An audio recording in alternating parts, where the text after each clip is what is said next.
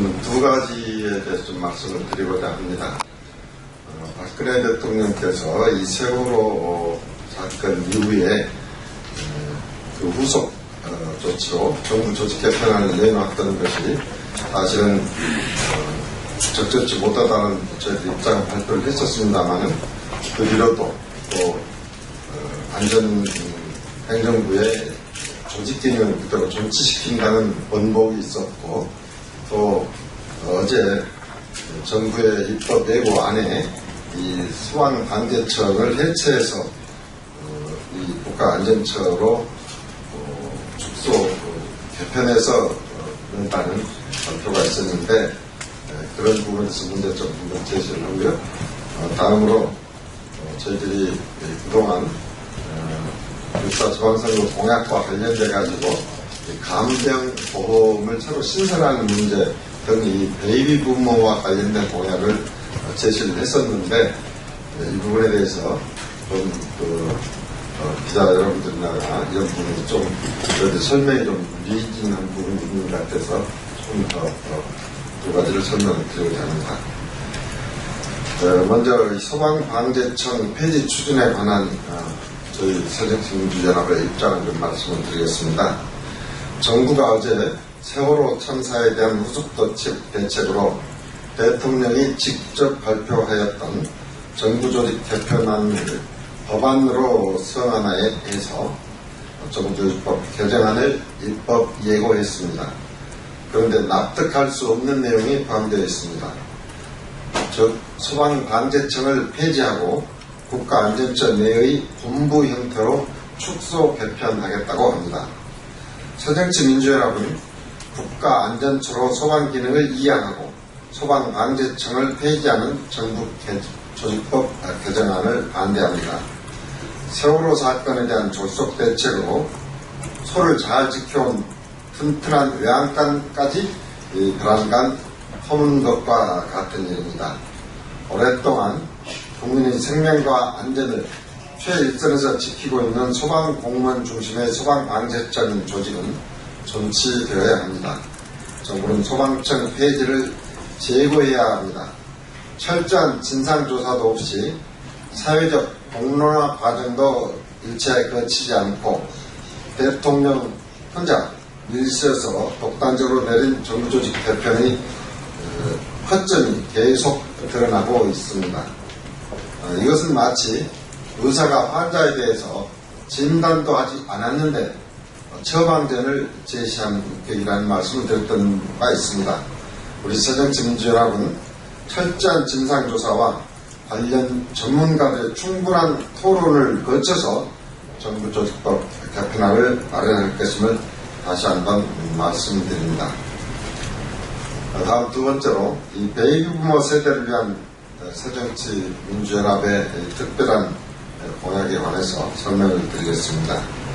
좀 전에도 설명드렸다시피 우리 새정치민주연합은 공공간병보험을 신설하여 간병에 대한 경제적 부담을 완화하겠다는 약속을 드립니다. 두 번째로 한국형 실업부조제를 도입해서 베이비 부모의 인생 이모작을 지원하겠다는 약속을 드리고요.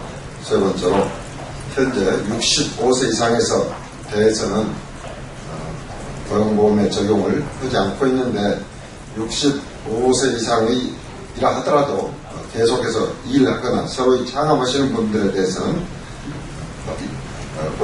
고용보험의 부담을 전제로 해서 실직시 실업급여를 지급하는 것을 추진하고자 합니다. 또한 자영업을 하는 베이비부모 세대를 위해서 상가 권리금 보장 제도를 저희들이 시행하고자 합니다. 특히 이 공공간병보험은 현재의 건강보험과 같이 국가와 국민들이 공동 부담하는 사회보험 방식으로 저희들이 설계를 하고자 합니다.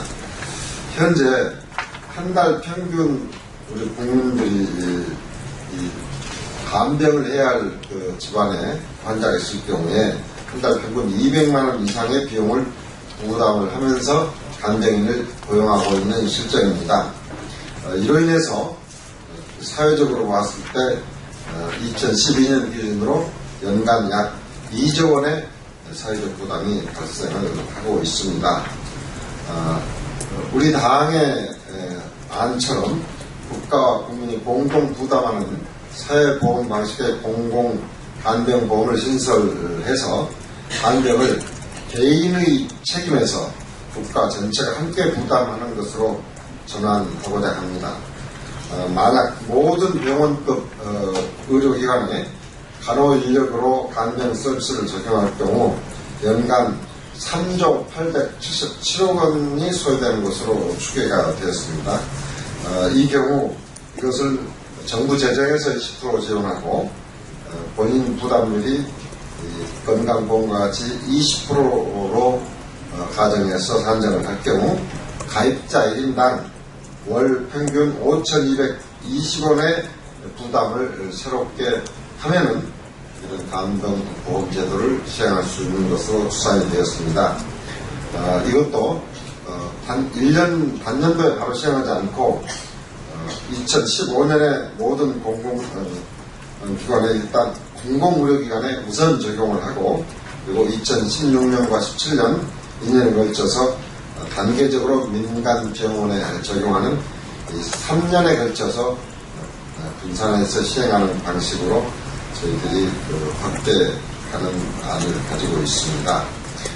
이 경우에 이 건강보험 가입자가 사실 아까 말씀처럼 월 5,220원을 부담을 하면 부모, 자녀, 배우자 등의 병원 입원 시에 일산 간병인이나 가족 간병에 따른 생업의 포기 또 가족 간의 어떤 갈등 없이 간병 문제가 사회적으로 처리되는 장점이 있고 특히 이 간병 서비스 제공을 위해서 간호사 등 이 검증된 간호 인력에 대한 일자리가 늘어나기 때문에 약 10만 명의 신규 취업이 창출될 것으로 저희들은 추산되고 있습니다. 이것은 정부에서 발표된 영역 기준을 적용했다는 말씀을 드립니다.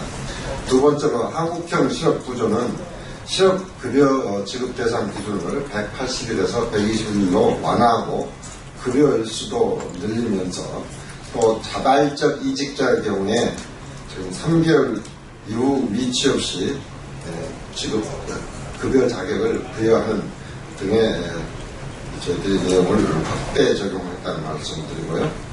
말씀드린 대로 65 이상 어르신의 경우라 하더라도 일하시는 어른의 경우에는 실업급여 적용을 확대하는 것 그리고 상가 권리금보호 특별법을 제정해서 상가 임차에 대한 임대인의 부당한 권리 침해를 방지하고 또 임차인의 권리금 보장을 위한 예상 청구권 도입 등을 저희들이 적용하는 이 상가 권리금 보호 특별법을 제정하도록 추진하겠다는 말씀을 드립니다.